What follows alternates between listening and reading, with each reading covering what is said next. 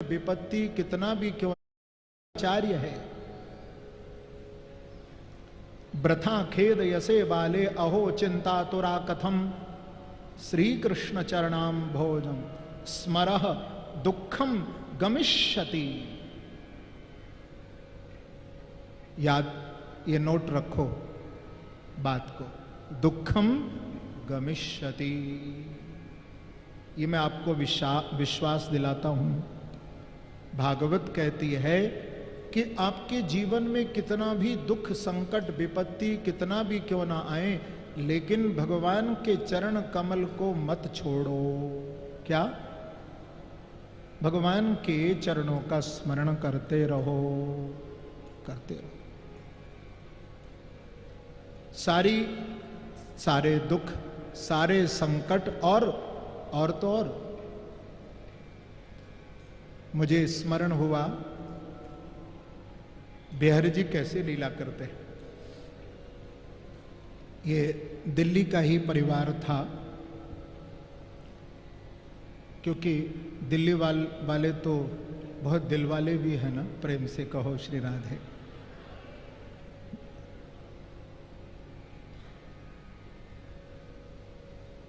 तो तभी तो मुझे लगभग 5 या 6 बार भागवत सुनाने साल में जाना ही पड़ता है। पेट ही नहीं भरता है। पेट है कि कोट है? प्रेम से कहो श्री राधे। अच्छी बात है, भागवत के लिए पेट नहीं हमारा कोट ही बन जाए। इतना सुनो, इतना सुनो भगवान की कथा, इतना सुनो प्रभु की कथा। तो दिल्ली का परिवार, शायद मैंने पहले कभी चर्चा की या नहीं, मुझे स्मरण नहीं हो रहा है।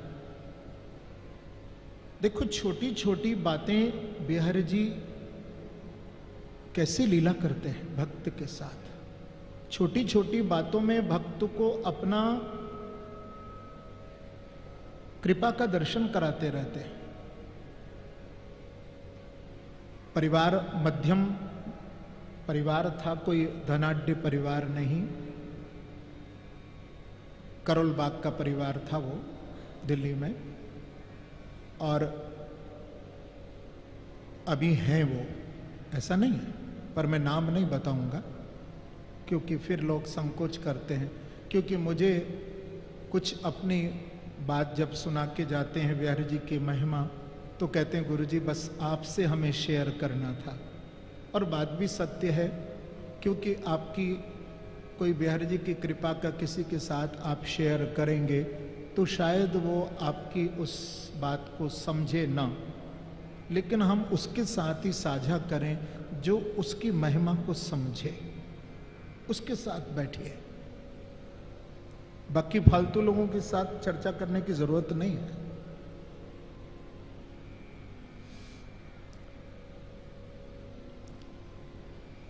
तो वो परिवार जिसने एक छोटी सी कार खरीदी थी, गाड़ी, और संकल्प लिया था कि जब हमारे घर में गाड़ी आएगी तो हम पहले बिहारी जी का दर्शन करने वृंदावन जाएंगे। देखिए कितना अच्छा संकल्प है। तो गाड़ी आई, बांके बिहारी जी का दर्शन करने पूरा परिवार आया। दर्शन करके मेरे से मिले और मुझे कहा गुरुजी हम ये गाड़ी लाए हैं तो आप थोड़ा सा कोई आशीर्वाद दे दो। तो मैंने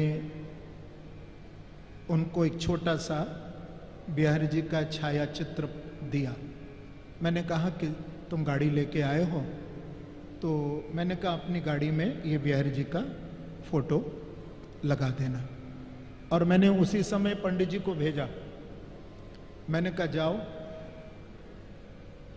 गाड़ी की उनकी पूजा करा दो, बिहारी जी के चित्रपट को गाड़ी में विराजमान कर दो, और गाड़ी पर लिख देना बांकी श्री बांकी बिहारी लाल की जय।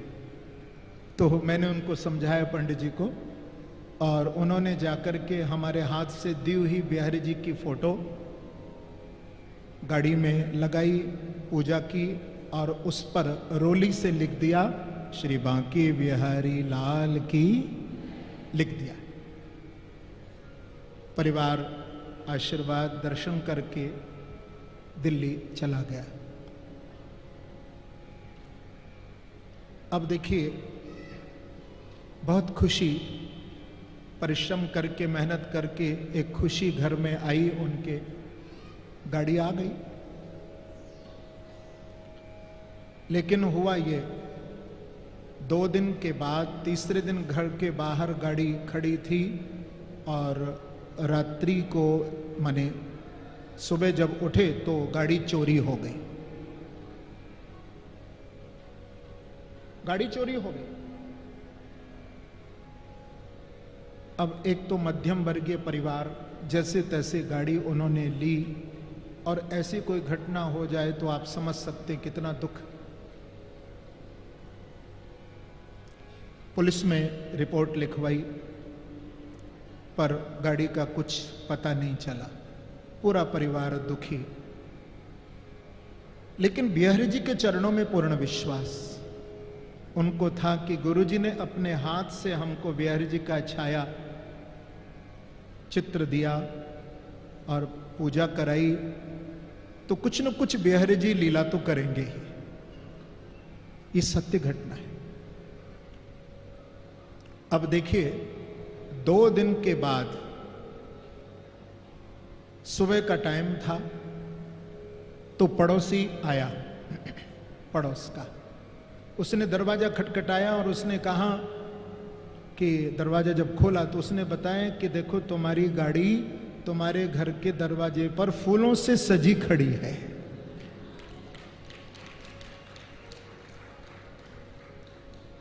वो तो दंग रह गए। सारा परिवार बाहर निकला, गाड़ी फूलों से सजी हुई है।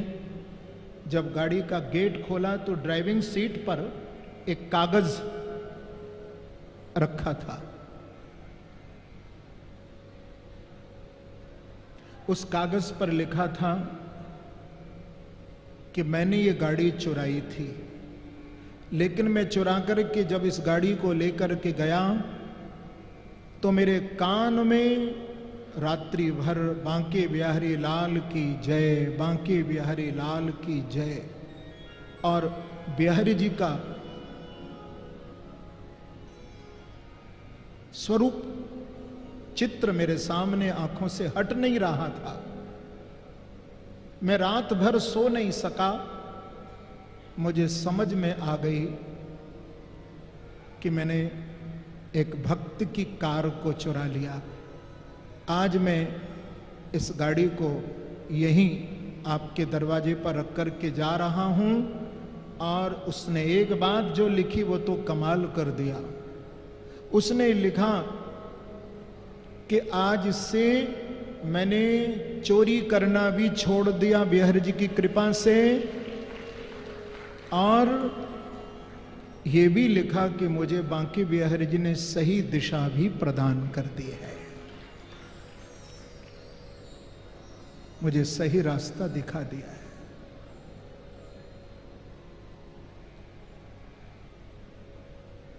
प्रभु क्या नहीं कर सकते।